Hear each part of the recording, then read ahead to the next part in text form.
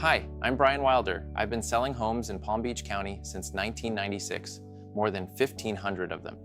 And I want to talk to you about something I get asked about constantly and that almost nobody explains honestly: the hidden costs of solar panels. Let me say this up front. I'm not anti-solar. I've had sellers whose paid-off panels were a real selling point and buyers who were thrilled to inherit them. So this isn't a warning to stay away. It's the conversation I wish every homeowner had before the panels went up, not after. Here's the core of it. A solar lease or loan is usually a 20 to 25-year commitment, but most people don't stay in the same house nearly that long. So the real question isn't, does this save me money each month? It's, what happens to this contract when my life changes before the contract ends? And life changes.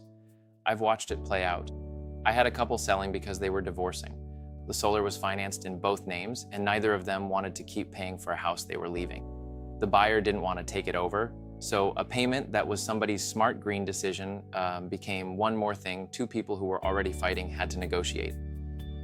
I've seen paid off panels, which sounds like the good outcome, where the company that installed them was gone, no one to service them. A warranty backed by a business that didn't exist anymore. The panels worked, but paid off is not the same as supported. And then there's the roof. In Florida, your roof will need work long before 25-year panels are done. You can't replace a roof with panels bolted to it. They have to come off and go back on. I watched a homeowner get handed a bill around $7,500 just for that. Industry guides today put that removal and reinstall work in the $6,000 to $12,000 range. Most people never budgeted a dime for it. Now, the part that lands on my closing table, selling a home with solar. If the panels are owned and paid off, that's clean and they can add value. But if they're leased, your buyer has to qualify with the solar company and assume that lease, or you buy it out before closing. Leased panels generally don't add appraised value because your buyer is taking on a payment, not getting an asset.